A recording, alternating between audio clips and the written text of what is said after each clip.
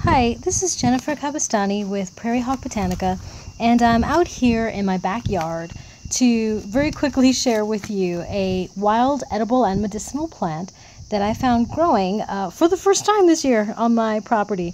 And it's called Cleavers, and it's this tall one here that's kind of sticking to its own self. Cleavers are also they have a lot of nicknames actually, but the ones that I hear the most around here are sticky weed, sticky plants, or goosegrass, and they are considered a prairie, I should say a pasture plant. So you will find this guy growing wild just about all over the United States, the UK, Europe, Australia, parts of Africa. So it's just about a worldwide plant, and it really does have a lot of great uses.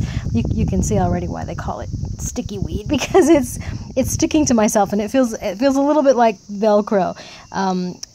Cleavers tend to grow kind of in mats. You can see that the reason why they actually kind of stick to themselves here. And so just checking my notes, and they're a great plant to have growing. So you don't want to mow these guys. Let me see if I can just zoom in a little bit, and there we go. Get a little bit more of the leaves. You can see what this guy looks like. It can actually grow a lot taller than you're seeing here into pretty large kind of stands. And again, they'll have a real mat-like growth, and they'll stick to your skin. They'll stick to your get off me. They'll stick to your clothes, your pets, and when they do finally seed out, well, those seeds will get all over you as well.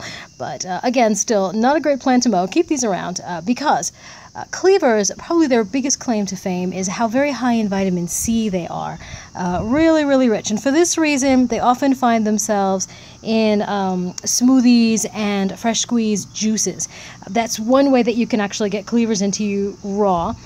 Despite the stickiness of the leaves, the stickiness is created by some really tiny hooks that grow all over the leaves and a little bit on the stems. And because of that, eating them raw can be a little bit of an irritant.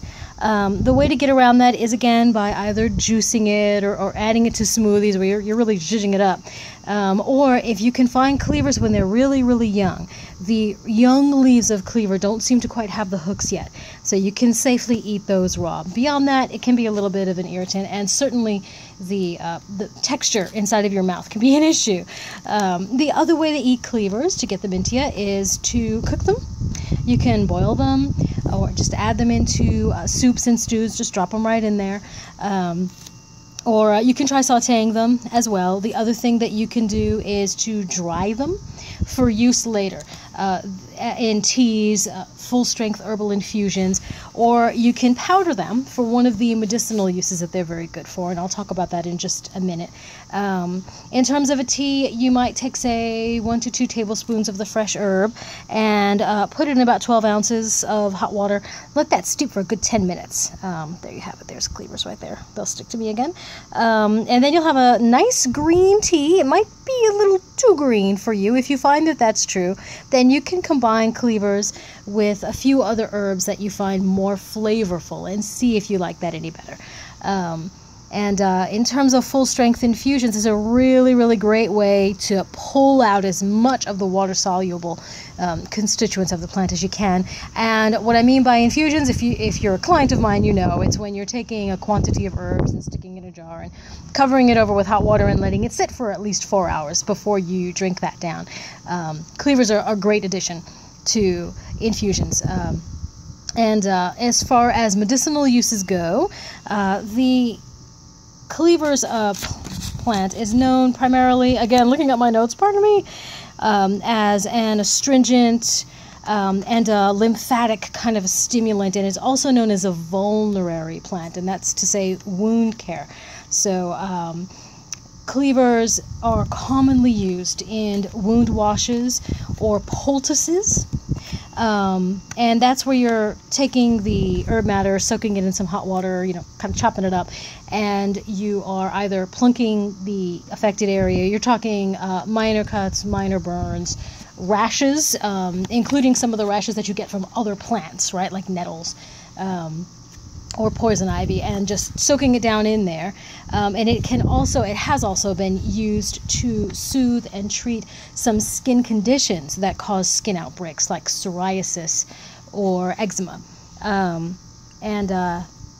You can also, for this reason, cleavers also find their way into salves and balms, things like that. You know, if you're making a balm, kind of a first aid balm, then cleavers are a very common addition to remedies like that.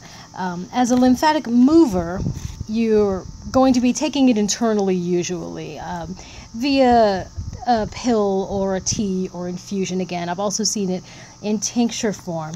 And internally, cleavers are often used to treat conditions that, if you can imagine, they're a big part of detoxing the blood, purifying the blood. They help stimulate lymphatic drainage. They help the liver and the kidneys to do their job.